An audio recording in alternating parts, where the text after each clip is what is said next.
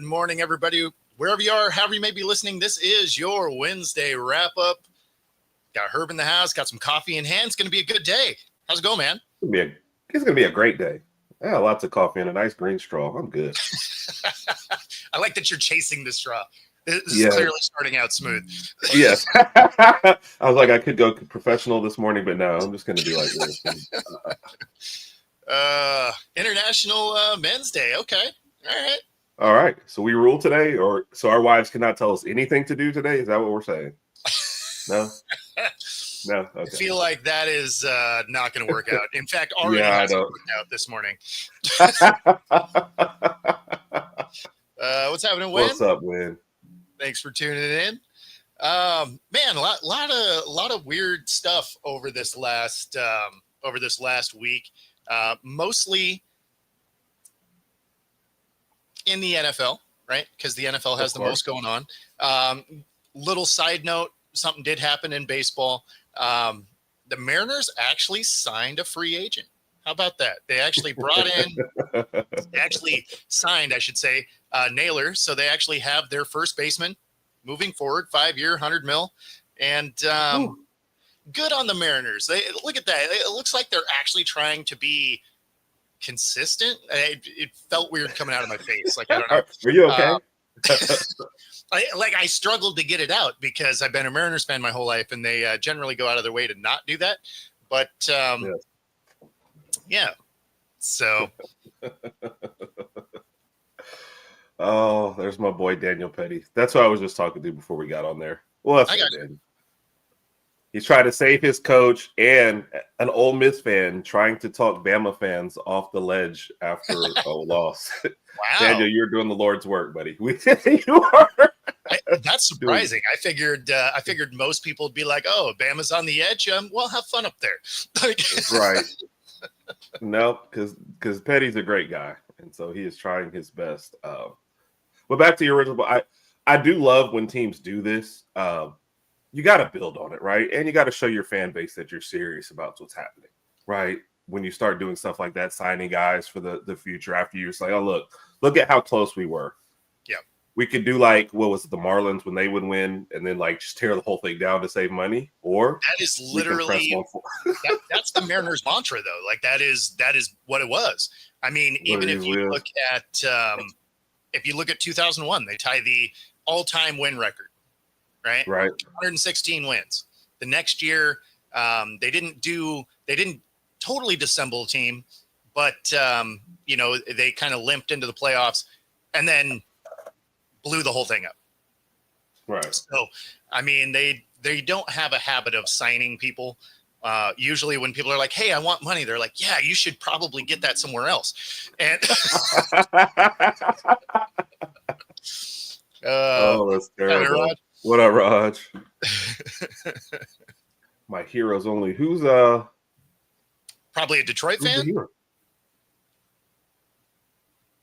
All right, you have to tell me that one, Petty. And he's a Mississippi fan who's on Alabama podcasts. Okay, all right. I'm just assuming that it was a Detroit fan because they're the only people we took out of the playoffs. Oh yeah, true. Yeah. So sad. My mind immediately went to the Yankees for some reason. Oh yeah, but we didn't play. Toronto played them. Yeah. So right. But we do have a college topic to start this thing off because this was pretty ridiculous and worthy of being on a recap show. So we have the Texas A&M game, and oh yeah, the biggest story had nothing to do with the game. Now, it was actually a crazy game overall. Yeah. Like if you watch the game, it was a game of two halves. Like there was so much weird about the game in general. But this cop created so much more noise than even the wildest of game. And so here is the video clip. And this also has the coach as well. So whatever. Really? The cop got sent home. Well, that's good to know. I would hope so. I did not see that. that, wasn't aware of that. Got a ton of respect for the people here at College Station. They just a first-class operation. Everybody from a game operations standpoint, they do a great job and are first-class people. So I appreciate them handling that the right way and sending him home. So I'll leave that up for a sec. That way people watching can read the caption there. But so what was wild about this is when you watched the video of the cop walking up the tunnel there, you watched him flex his arms out to create the contact. Yes. Right? And one of the first they things... spread. Yeah. Yeah, like they gave him some room. They didn't give him enough room to do this, though. And so it crazy to me that it went that route, and especially because for a police officer, de-escalation is one of the main things, right? It's one of the things they teach you from day one. You're in the academy. You're actually not even in the academy yet. You're just trying to do your training, your testing to qualify for the academy, and they're like de-escalation, all of these things. So it's crazy to me that you have a trooper that is in that position and then hauls off. They're splitting to give him room, and he flexes his arms out to make contact with both and then gets mad about it. Crazy work to me. Crazy work. Yes. And then there are like actually people out trying to defend. I'm like, first off, you can see the players are together. They move, right? Yep. Second, the guy can walk through it. He can get skinny, like they talk about the running backs, and get through it. Yeah. He puts his arms like this. Exactly. He is looking for something. And clearly the players are just trying to go on because they don't even really react to him turning around and going. The other player grabs him like, let's just move on and get out of here. But I don't get what you were trying to prove at that point. Everybody was already respecting you. Everybody was already moving out your way. You're in a spot where the players are coming out anyway. So I'm not really sure what your whole role was there in the first place. Yeah. But watch the left arm, and it's like, I want something to happen here. Yeah, like he reaches that arm out to hit it, right? Yeah. And then because he does that, he then turns around.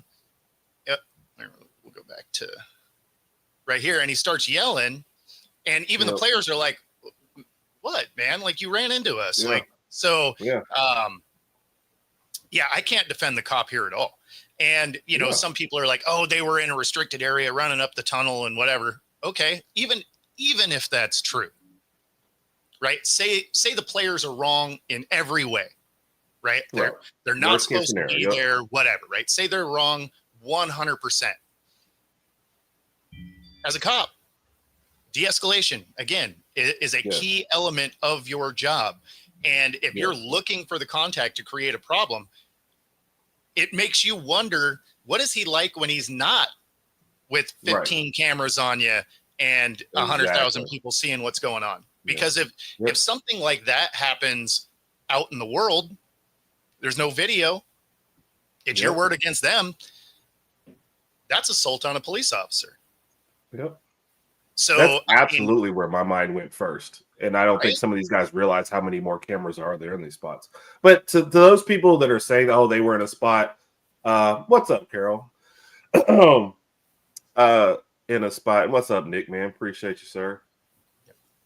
If they were in the 1,000% wrong and not supposed to be there, do you not go up and tell them they're not supposed to be there? What person goes up and bumps them and turns around and yells at them? Like that, I don't even understand that whole situation, right? If they're not supposed to be there, you walk up and say, hey, guys, you're not supposed to be here. Get on down, whatever. If they're okay being there, I mean, me personally, I'm walking around. I'm not like, I don't know many people who try to cut straight through whatever's going on or like, hey, guys, can you slide? None of that was, let's be cordial here. Everything about it was. Exactly. Well, and not just that, like to your point, right? Like the players did move. Could they have moved a little bit wider? Sure. Right. But they gave him enough room that if he doesn't flex out, he can get through. Right. Like maybe you twist your shoulders a little bit. And it's not like he continues his way up the tunnel to see if there's more people. Like he was looking for the contact because they were walking to where he was standing anyway. And then he turns around, starts yelling at him, and then follows him down. So, I mean, there's nothing about that says that scenario was okay. It's just mad the team was getting bullied. I mean, maybe. I'm not entirely sure what his issue was, but I mean, good to see that they sent him home, because obviously that is not, okay in any way. And then for their kind of internal affairs end of it to be like, hey, we're taking a look at it too, is great, because again, those types of things, when you see that in an area that there's a million cameras, it makes you wonder what happens when there's not. Right. So now maybe he just had a bad day. We've all had a bad day at work before, but man, bad deal. The thing about those bad days, though, is like if you and I have a bad day on here, maybe you get a bad show. But for you guys, like the troopers, you're held to a higher standard. People are like, oh, they're all just human. Yeah, but once you put on the uniform, it's just a little different. We expect more from you. Like sorry, not sorry. It's kind of what you sign up for with the job. I've got a lot of respect for anybody in uniform and anybody in those situations, but there are situations where you just have to handle yourself better. This is just one of those. This wasn't even a situation. You know what I mean? We talk about the tense situations of does this guy have a gun, like, blah, blah, blah. This was not a tense situation. This might be the easiest situation of your life. Even after the bump, if you just kept walking, we probably not even talking about this. We're like, you wouldn't have talked about it at all. Yeah, but kept going. Yeah, so yeah. I mean, honestly, if they bumped the cop and he doesn't freak out, you actually do kind of look at it a little different. Be like, the players probably should have moved a little bit more for him. Probably didn't need to bump into the cop or nothing. But because you could see his arms flex out to get him, and then he freaked out. You're just like, oh no, the cop was wrong 100%. Yeah, he was looking for something. So now I think he realized when they're looking for something, that can be way worse. And when that could be way worse than our bad days. Our bad days, maybe you're cussing out your co-host or whatever. And that's about it that I've seen. But his bad days, yeah. Exactly. Yeah, you're supposed to be protecting the players, and yeah, I mean, he appeared to be looking for something. And, some of the people are, saying stuff like, oh, you don't know what transpired before it. It doesn't matter what transpired before it, because that is your job, is to de-escalate situations. So even if they were unruly and crazy, which based on their reaction wouldn't lead you to believe that, but even if hypothetically that was the case, the cop's job is to maintain a level of peace, right? Like it's I don't know. It's crazy to me. But yeah, since we started with some college, I had to jump in on that one, because it's bizarre. It's bizarre. I'll say this because I don't recognize the name, but Kentucky's offense is terrible. So that's been the problem. We even had a wide receiver transfer from Alabama to Kentucky, and I think it was game 5 or 6 before they had a wide receiver catch a touchdown for Kentucky. So that kind of tells you all. So it's not Troy. It's the and that's Kentucky's built on a physical defense and having no offense and just basically try to hold on for dear life every game. So I think they won their first SEC game in 2 years. The score was 10-3.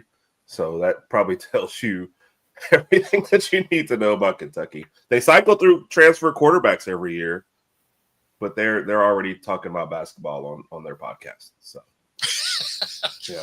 Troy may be good, but football team is good. Yes. But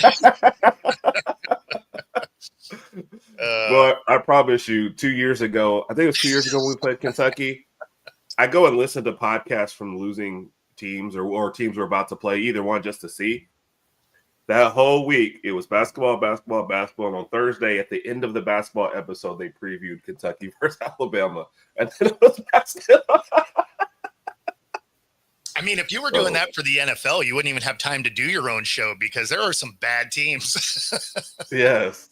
It was interesting. So, yeah.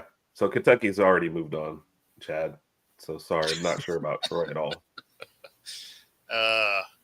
Yeah, that's rough. If you're a college team and you're already in basketball mode, yeah, your football team is terrible because nobody cares about college basketball for another couple of months.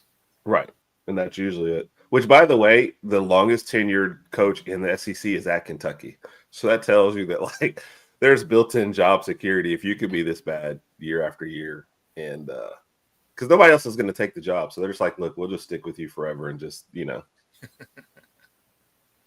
team's running back for $5 2 years ago at a card show. Bummer.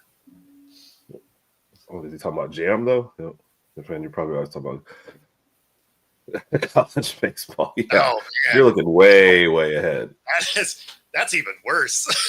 We're not even doing anything yet. At least basketball. Right.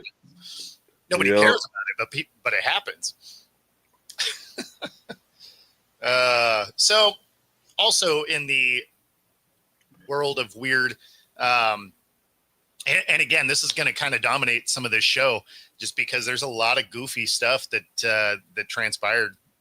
And this one here, Jamar Chase spits on another player, right? And the thing that's crazy about it, I mean, first off, if you spit on somebody, expect to get hit. Straight up. In the outside world of sports, if you spit on somebody, that is assault, right? It's listed as assault. There's a really good chance just in life. So if you've ever thought about doing it, pay attention, because if you spit on somebody, there's a really good chance you're going to get socked in the face. Yeah. Odds are high. Which you should. Yeah. I mean, and I'm not mad at it. Now, Jamar Chase comes out and he's like, hey, I didn't do it. Now, the problem with that is there's like 30 cameras on a football field. You get to see it come out of his mouth in 4K. Yes. Digitally enhanced and everything, buddy. Yeah. We've got a Texas A&M state trooper we want to introduce you to, so maybe you guys can get together and discover how cameras work.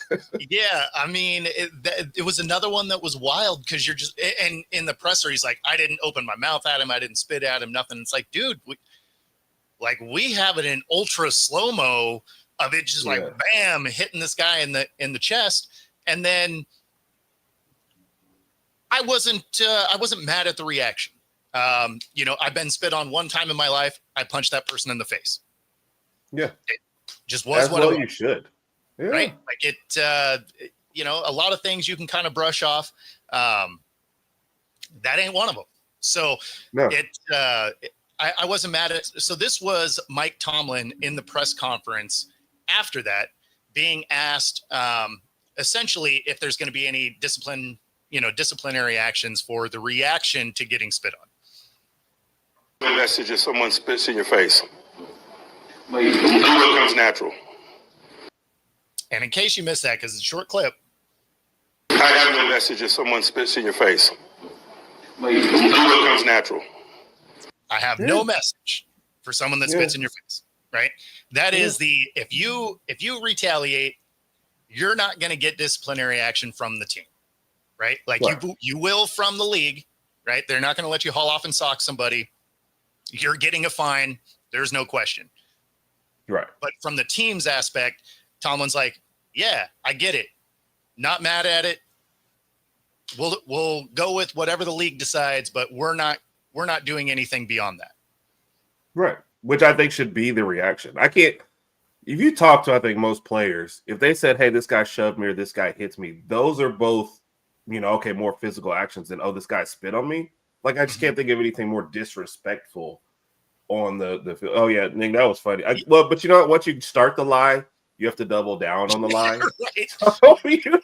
So here's the thing that's funny, right? Like, as a kid, I got in a lot of fights, right? And I've had people full out hit me that I didn't respond to. You got spit on, I punched you. Like, it was just there was like, oh no, it's just on. Okay. Like, fair enough. Yeah, no, absolutely. And I don't understand this as a football player. What brings you to do that? Like that, something that you I don't know know. would set you. Is it just to set off the other person? Because otherwise, I don't understand. Was it trash talk? So talk more trash back. Was he cussing you out? Cuss him out. Like there's a football field. All these other things are acceptable, but you went for the super lowest of low blows. So I don't get it. Yeah. Yeah, it was AI from all the cameras. So Yeah, I mean, and um, it's funny. The other thing that's crazy about it, I guess, is that this isn't the first time this year, right? Jalen Carter got kicked out of a game before the game even started for doing this. right, And he right, said the same stupid lie. Oh, I was trying to spit on the ground. It's like, dude, you were staring right at him and then spit in the middle of his chest. Like yeah, yeah, there's no like, oh, I didn't mean to. Like, come on. right. I don't that. Do you guys need a speechwriter? Is that what it is? After the game ends, call PR. Like, what lie do I go with? Because otherwise, these lame, it just didn't happen ones are just they're embarrassing. I'm pretty Do you think the sure. game's not televised? Is that what you guys think it is? It's a closed practice, and you guys forgot that it was on the air. Like, come on, guys. Y'all are Yeah, killing I'm pretty sure whoever's coming up with their lies is the speechwriter for McDaniel. Like, what? No. Like, come on, guys. It's all out there. Y'all deserve to get hit, deserve to get suspended. Yep. Do you think they even read his appeal, or they were like, yeah, okay. we're good. So I get that he was appealing, and the only reason he's appealing is it's going to cost him $500,000 because his game check, and everything for this game that he's suspended for works out to be just over $500,000. So, I mean, Right. You almost have to appeal it, right? Even though you're going to lose, you're hoping that maybe somewhere in the mitigation of it, they drop the fine a little bit. I mean, you're losing a game check no matter what, but it was a ridiculous. It's a ridiculous appeal because, again, you have it on like there's a few camera angles, but there's one that, I mean, it is dialed in on it as it could possibly be. Right. I mean, it would have been funny if they actually called him in and they're like, yeah, so you see this? Yeah, that's you. That's you. Yeah. No, I would have gone with the Shaggy. Wasn't me. But they're wearing your number. Yes. Wasn't me. That's right. That's a different guy in my jersey. Yeah, that looked like T. Higgins to me. I don't know. Yeah, we did a jersey swap. Don't know what's going on. That's also something that probably gets you to catch some hands. Yeah. One of your teammates under like that. So good news, guys. They accepted my appeal. Bad news, T. They want to talk to you. Yeah, that sounds like it's going to cost you some money. Yeah. No, and it's not the press because this is not useful, right? No. In fact, if from the team side, they were probably like, let's try and get this story to go away. Don't appeal this. But, there's $500,000 on the line. So you're going to appeal. You're going to lose. But, again, the hope is probably that they reduce it's kind of like fighting a ticket in court, right? Where you're like, yeah, I mean, I kind of was speeding, but I'm here. Like, could you, help me out a little bit? Give me credit for showing up. Yeah, right. Yeah, no. So, but yeah, I don't know. The spitting thing, it weirdly has an uptick for this year that I don't understand. But at the same time, like I'm not mad at anybody that retaliates that way. At all. Clearly the coach is behind you too. Yeah. Yeah. Well, and I mean, like at the end of the day, you don't want to see people getting in fights or anything like that, but that is about as disrespectful as you can get. And you can tell the people that maybe didn't get punched in the face as a kid, right? That doesn't know that those types of actions can end up that way. So, and there's a lot of people in the world, especially the keyboard warriors, that say a lot of stuff. You can tell they're saying things that they didn't have retaliation for when they were younger. Right. Exactly. Exactly. No. Because there's And not I mean, sometimes you just deserve to get punched in the face and to learn a life lesson. Like that's just how things go. So right. Especially when you get in the land of the internet and people are keyboard warriors. It's like, oh yeah, you're saying stuff that like if you were in person, I bet you don't say that. yeah, for sure. For sure. So I'm with you. And I think everything is great. And look, it only costs you a game check this much money because you make that much money. So yeah, Chase, this is on you. This is all on you. I had no sympathy whatsoever. And I don't know what you're really appealing. I mean, they already set the precedent earlier this year, right? Jalen Carter was suspended for the game before it started. Yeah.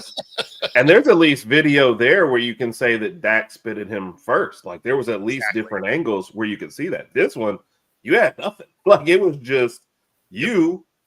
And at least, Carter, like you said, came out with a stupid excuse. I was trying to spit on the ground. Chase just said, nah, I didn't do it. That's even more insulting. Like, yeah, okay. So he just hauled off and hit you and you were just standing there. Like nobody was doing anything. And then all of a sudden he was like, you know what? I know we're already killing you guys on the field, but I feel like I got to swing at you.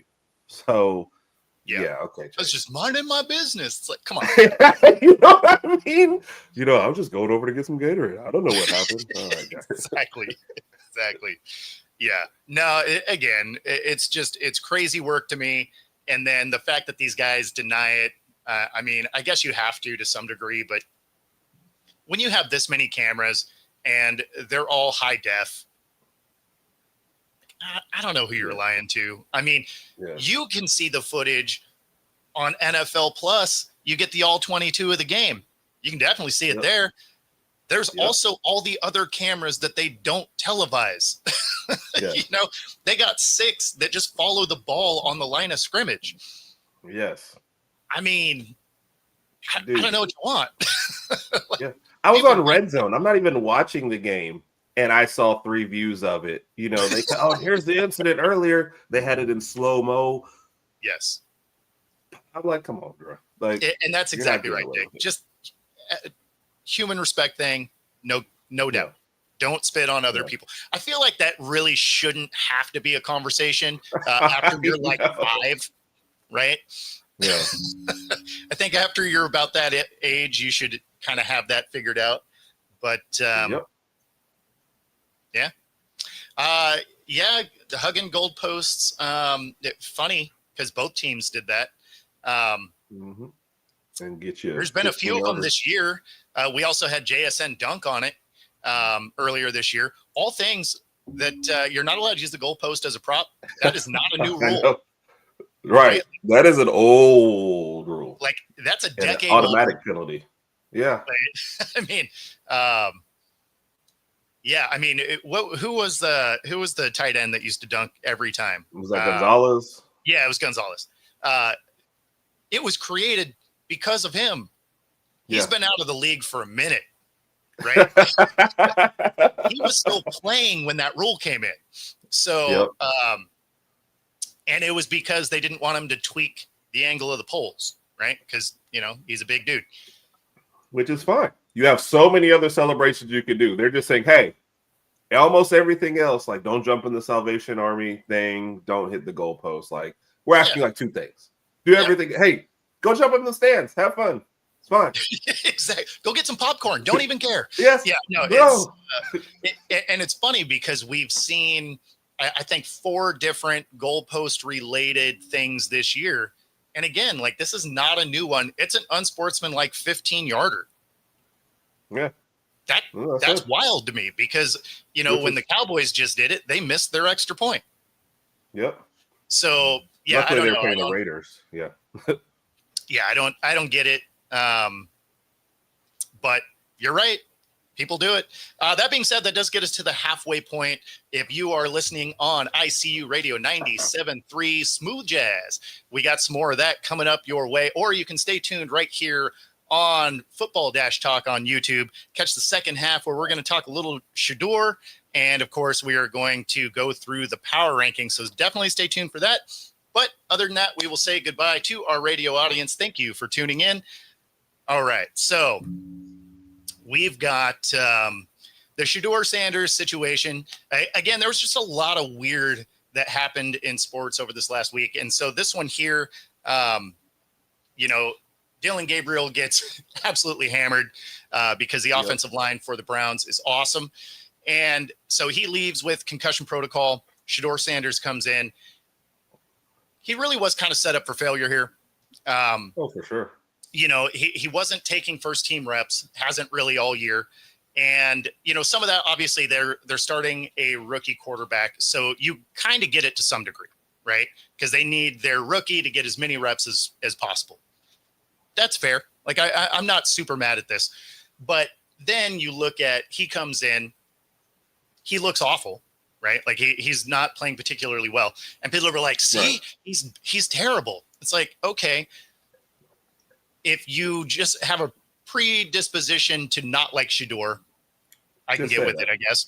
But no quarterback is going to come in and thrive behind a line that just knocked your last quarterback out. Right. With 0 reps with your guys. Now, are they going to play as bad as he did? Maybe not, but he is a rookie with 0 other starts. So it's not like you had an old veteran come in and they know how to navigate that situation. You're bringing a guy in that got no reps behind a line that, if you watch one of the plays, they had a free rusher because 2 of their linemen were blocking each other. So, I mean, I don't know how good of a day you're going to have if your line isn't at least hitting the other team. So here's Rex Ryan responding to this situation. The kid's fault? Is it the organization's fault? I have no idea. All right. But I am going to say this. The only energy I saw in the entire stadium was when that kid popped on the field. Right. When Shedeur walked on the field, you know who was wanting to see him play? Fans. The dang fans. What the hell is going on in Cleveland? What is going on in Cleveland? And so to me, it's like, are you not giving this kid a chance from day one? Why the hell did you trade up for him in the first place? Who's running Or is it something about the kid that you can't stand? I don't know. And of course, because of that clip, you can see why I did it after the radio break, because a Christian jazz station probably didn't need that particular clip played. And so we waited for them to tune out. But he's not wrong. I mean, they've been setting him up for failure. Now, do I think he was a first-round pick that so many people had him slated for? No. Do I think he was a 5th-round pick? Also, no. I thought he was a 3rd-round talent. Which is a fair assessment of the whole thing. And we said that already, before. If you have a backup quarterback, right, that comes in a situation like this cold without, without proper preparation and all, right, it's usually a veteran, like a Joe Flacco, right? Exactly. Who's like, look, I know what I'm doing. I'm good. Don't worry about it. You don't have a rookie backing up a rookie, okay, and them have to be thrown into these situations, right? And I've said this before. Like, I feel really bad for Dylan Gabriel in this whole thing because he didn't ask for any of this. He is their 3rd-round draft pick who should have just been 3rd on the depth chart for the year and been in a fine position to not have to come into this debacle that they have going on there. Skill positions aren't great. Line isn't great. I mean, it's like they've drafted running backs well, but who cares when your line is terrible, right? He shouldn't have to do that. Dylan Gabriel should not be starting right now. And he absolutely should not be backed up by Shedeur. Because one thing Rick said in there was true. I was, again, Red Zone popped over to it. The crowds were super excited about Shedeur. That's the only life they had there. So I'm like, your 5th-round rookie should not be coming in halfway through a game to get his first, action in the regular season. Like, none of this situation makes sense. The Browns have, just when you thought they couldn't get any worse at the quarterback position, they doubled down on a mistake. They were like, you know what? We're terrible at this, so let's draft 2 rookies. And, we got it to Travis and I. We had this. He's like, I wasn't mad at them drafting Shedeur. Take as many shots at it as you can. I was like, no. You don't draft a 3rd and 5th round guy and have them be your whole depth chart. With a guy, Joe Flacco, who you knew, what did we say at the beginning of the year? There is 0% chance of him making it through the whole season as a start. 0%. So you're definitely throwing some rookies out there. So, no, the whole thing is a terrible idea. Do you think that the Browns are just completely inept, or are they just playing the NFL version of Pokemon Go where they're just try and collect them all? Every quarterback, bring them all in. If you told me that's what they were doing, I'd have a little more respect for them because then it was a plan. Because otherwise it just looks like throwing stuff out here and just seeing what happens and then just leaving these other guys to take the blame. Because like you said, if your first quarterback gets knocked out by a terrible line, what makes you think the rookie 5th rounder is going to have a better chance out there? So exactly. Especially all you're doing right now, though, is the crowd's excited. Sorry, go ahead. Oh, I was just saying, especially with a guy with no rapport with your receivers. Right. Like he's going to be more on time with your third and fourth options, right? Because they'll take some of those team 2 reps. So, yeah, I don't know. Like, again, he was set up for failure. Obviously, we'll see what it looks like this coming week. But Zappy, they could have put in Zappy. I forgot. That's not really a better situation. No. So, I mean, maybe the worst quarterback room. Well, and I don't know if Zappy was even on the active roster for the day. Yeah. So I don't know that the Browns carry 3 going in. So, but even if he was, like, how's that better? You're talking about a line that, literally got Gabriel knocked out. And then you bring in a guy that isn't getting first team reps, which means Zappy wasn't either, because Zappy's your third option. If your second stringer's not getting first team reps, your third stringer didn't either. So I wouldn't have expected anything more. Obviously, he has a little bit more league experience, so maybe he would have been able to move around the pocket a little differently. Hypothetically, sure, you could make that argument, I guess. But there's a reason he's a third stringer behind 2 rookies also. So, right. One of those you can read into it whatever Keep you in want. mind, their only touchdown in the day was on defense. So otherwise, you're talking 3 field goals and nothing after half anyway when Sanders in there. It's a crap show, and they're just there's the Browns management has bungled this as much as possible, which you already knew by the fact that nobody wanted to take any credit for who's doing this. I didn't do it. No, I didn't do it either. Like, Shedeur just drafted himself to this team. And then they just messed. Like, not that Pickett would have been a better option here, but you still should have been Flacco, Pickett, Gabriel, and you just should have never drafted Shedeur. And that's not. And some people take that as a knock on Shedeur. I'm like, that's not a knock on Shedeur to me. That's just this was not the situation. Once you draft a 3rd round quarterback, you don't get a super high profile 5th rounder behind him that's just going to put you on the news every day. Like, that's just not what you should do. Well, I mean, and it's something we talked about, on multiple shows is, it was a terrible pickup because, you're looking at a situation where you've already drafted a guy. Now you have a guy that has a ton of media noise behind him. It's why you could have never taken Cam Newton as your backup. Right. Because he just has too much media noise around him that anytime your starter ever struggles, it's put him in, rather than just be like, hey, you know what? You had a bad game. It is what it is. So, unfortunately, Shedeur carries that same kind of thing with him. And you had him as the 4th option at one time. So, I mean, all you're doing is asking for chaos from media and creating noise around your franchise. And, I mean, if you know anything about watching ball, what's the one thing you don't want around your franchise? Off the field noise. Yep. So. And they've invited it. Yeah. This is totally on the management. 1,000%. Like, so I don't blame any of them. I don't blame Gabriel. I know he gets a lot of fire. Oh, do you think he's ready?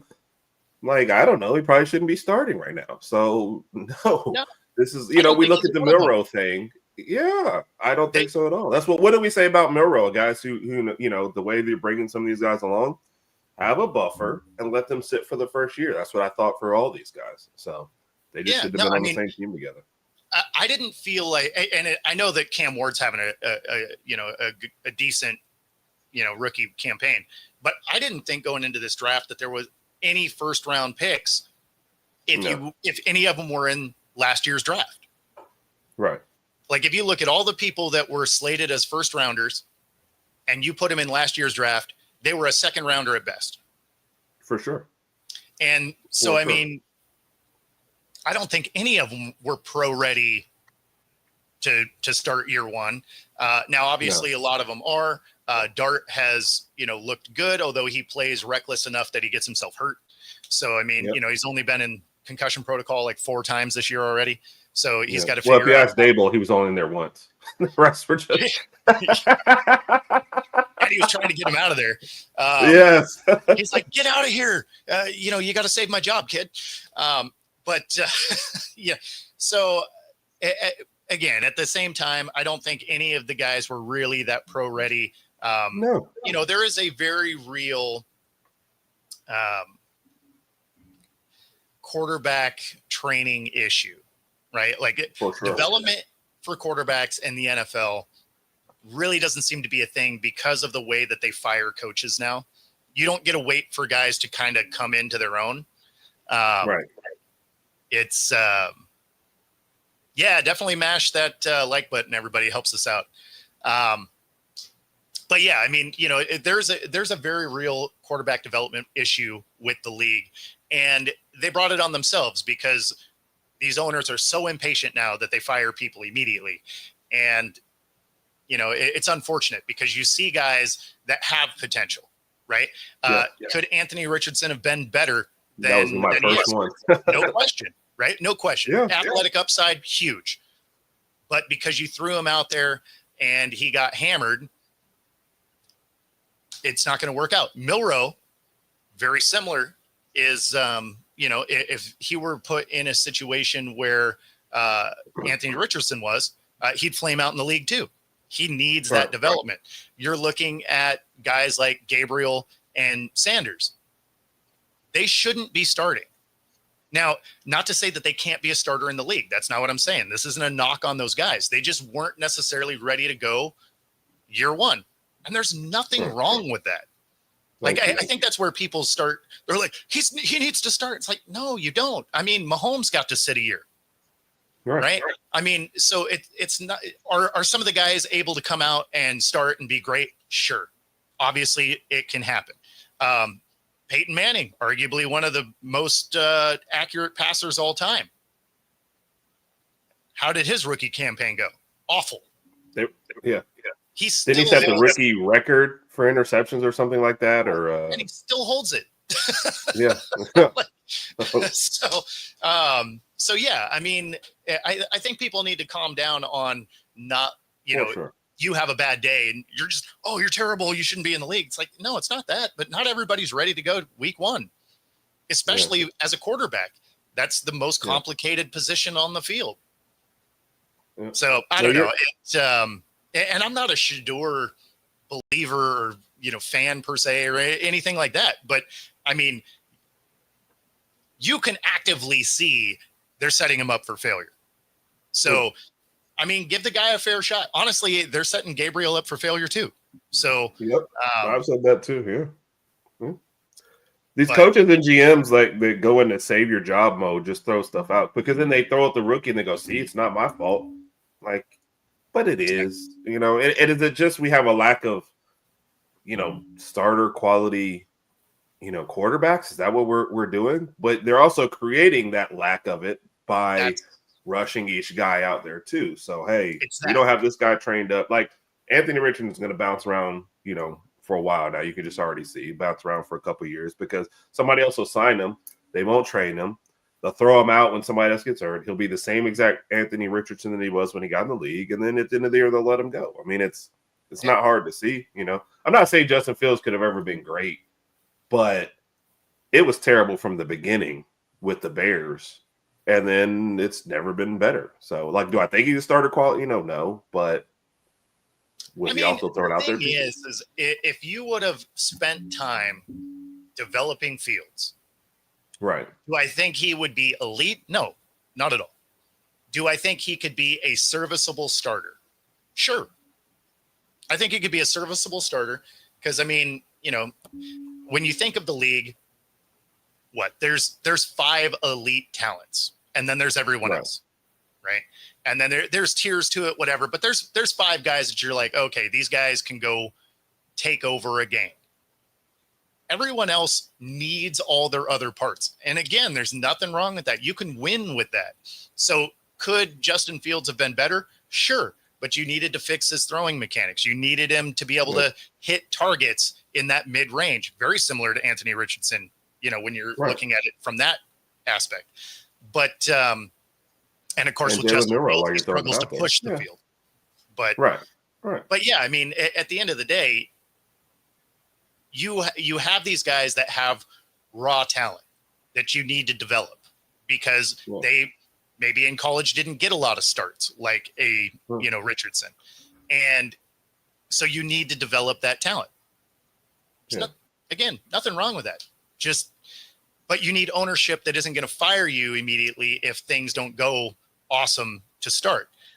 You don't need a Tepper that went through 6 coaches in 3 years, right? Like that's not it's not a good way to have success in the league. So, the fact that Bryce Young has stayed on that team is amazing.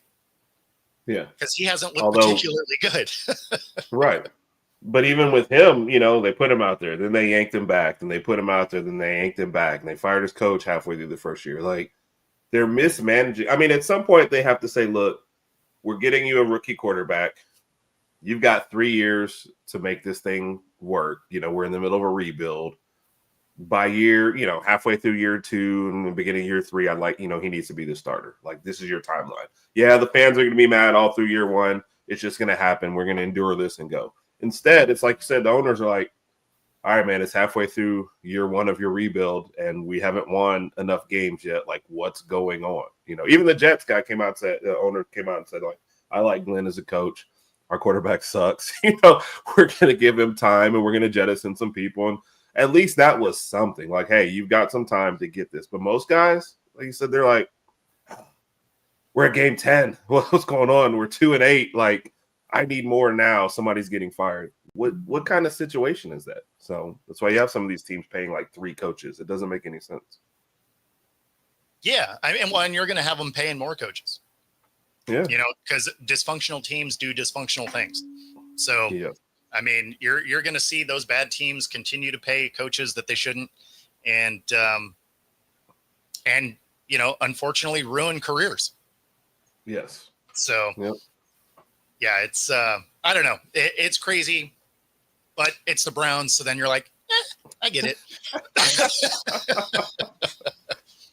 So I just saw a little, go ahead. Just real quick, I saw a quick blurb when I was flipping through YouTube, and somebody had Garrett up on the screen. It was like, we need to free Garrett. It's like, yeah, he signed up for this, so there will be no freeing him. I don't feel bad for Garrett at all. He's 0%. On a bad team, but he deliberately stayed on a bad team. Now, I get it. $40 million a year is no joke. So would I have signed up for some more losing for $40 million a year? Maybe. I might have done that. I probably would have kind of poked my head around a little bit, though, because if I would have been offered 35 for a team that is like, that was the number in my head. If they have a chance at a ring, or at least to win some games, I might have ate that $5 million and figured out how to do it and how to make it up in endorsements. Thank you. Yes. Or spend a little less. That's what I would have done. I'm like, wait a minute. So I could be like, I don't know, the Buffalo or like the Chiefs for 35 or even 30. I'd sacrifice a decent amount. Right. Everything. I mean, maybe just spend on offense. Does it even matter? Like, they're going to mess it up. That's like saying the Jets. Wow, Raj. The Jets have, dang. Rough around these parts. A whole week, huh? Man. That's what he said. Saturday at midnight, I'm out of here. I'm done. Week's over. 12:01. Bags already packed. Yeah. But yeah, no, I don't feel bad for Garrett. Like he signed up for that. But yeah, I mean, I would have been looking for teams like, hey, I'll take $5 million a year or less if you can easily get, help me land some local endorsements to bring that up. Because I don't know why people act like teams don't help people do that, because they do. Right. So, get those local endorsements, get that other $5 million. Like there's ways you can go about it. And I would have went to a team that at least had a shot. Maybe one of these, for sure title contenders couldn't afford you. That's fair.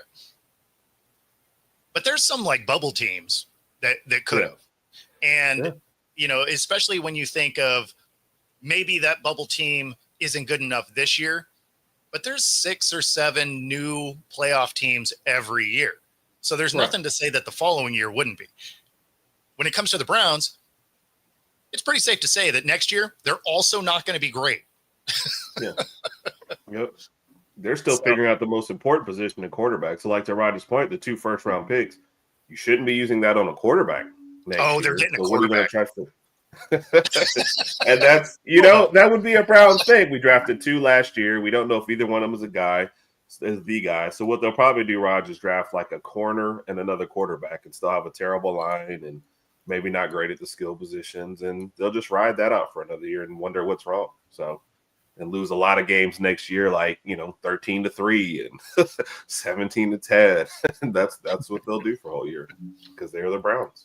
So, yeah, I mean, that's the troubling part is, and that's why I said that, joking, but only kind of, and the Jets, right? Like the Jets have a couple of first rounders for the next 2 years. And that both of those teams are going to mess those picks up. Yeah. Like you could give the Jets the number 1 through the number 5,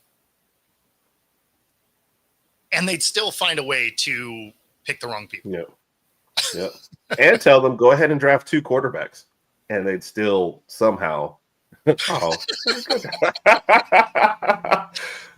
they would still, you could have a big board and it'd be like, all right, here's the top 6 quarterbacks. And the Jets would draft like 7 and 8 because they saw something with the first 2 picks. And you'd go, what? And still somehow mess it up. So, yeah, I just don't expect. Like, there's 2 teams that just maybe other people should make their next drafts for them, fire their head. I'll get a guy off Madden that I think could still do better than this. Like, there's a million different videos. I'll give us the chance. We could do it. These teams that have been dysfunctional forever, I feel like they should be forced to sell their team to an ownership group that can figure football out, right? Stuff out, yeah. Because it's not like it's an uneven playing field like baseball, where it's like, oh, you have all the money, cool, you're just going to have a good team, right? Right. In football, the salary cap is a real thing, and your staff needs to be able to develop the guys you draft.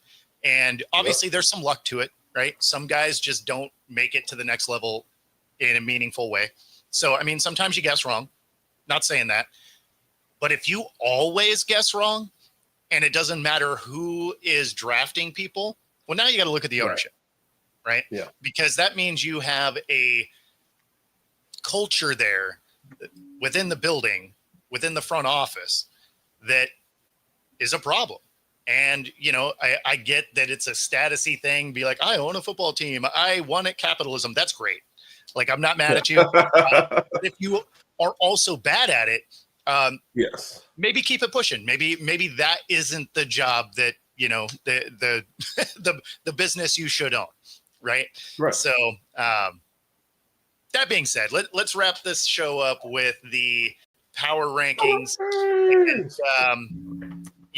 I didn't. It's funny because I only slid the Seahawks 1 position here, and the reason for that is, despite having one of their worst offensive performances, for sure, of the year, right? Darnold turns the ball over 4 times, and I mean, literally nothing was working on offense. They were in position to win that game at the end. I don't want to talk about it. Which lets you know that the defense is as good of a defense as there is in the league. So I don't want to talk about it. Your team playing bad on offense, turning the ball over a lot, and still having a chance to win the game just sounds too much like Alabama for me. So yes, I feel triggered. But no, absolutely. I was following that. You've made me into like a de facto Seattle everything fan. So I follow all the stuff. You're and I'm just welcome. watching going, I don't know that they could play this one any, but you look at the score and you're like, but they're right there. All they need to do is like cut down on one of these mistakes and you're golden. So yeah, no, I mean, they needed a quality field teams. goal. That was Yeah. it. Yeah, no, it was a really frustrating game to watch, as you would imagine. And kudos to the Rams. They played a very well executed game. Right. But I mean, they didn't like win that game. You turn the ball over 4 times, you should be getting blown out. Yeah. Right. Especially when you figure 3 of those turnovers were positive territory. Like they were giving them the ball like in scoring range here. And so for them to not really come away with points, the defense played, out of their minds the whole day. So I didn't crush the Seahawks because, again, despite playing horribly, they showed that they have one of the best defenses in the league. Yeah, no, for sure. For sure. And yes, I understand that they've won 7 straight. There is I have a hard time moving them up because when you look at their wins, they're against really bad teams. And so I get you have to play who's on your schedule. But this list here is a little bit like the college football rankings where there are some style points required or strength of schedule. And the Colts, the Patriots, their strength of schedule is a little on the lacking side. And their losses have been to some good teams. Their wins haven't necessarily been great against bad teams. Obviously, the Colts had a great game against the Raiders, but, who hasn't? So, there are some of those. It's happened to Moose. But, yeah, it more or less has to do with some of the strength of schedule that plays into it. But, yeah, I mean, if you're looking at just where their wins and losses are, sure. Yeah, I mean, you can make the argument that they're the best team in the league. But they beat Tennessee and the Jets. And so, I mean, let's calm down making them the best team. 5 is about as good as I could feel good about, because when you look at the teams that are ahead of them, they played a lot harder games. Yeah. So that's why they are. Buffalo is like one of their only 2 games against teams with winning records, I think, like Buffalo and Tampa Bay. So to his point, when you're saying that, you're bringing up the Buffalo one, that was like back in week 5. Yeah. So and Buffalo is a beatable team. So it's not like Buffalo's been awesome. Buffalo's offense has been great. Their defense is not very good. So, again, that's what plays into some of that. But the Bears peeked their head in there. The 49ers find their way back on, which as a Seahawk fan bums me out. But they don't have anybody left on the roster, and they're like, yeah, but we're still winning. It's like, how? Like, how are you doing that? So they don't even know. Oh, for sure. But that being said, that does get us to the top of the hour.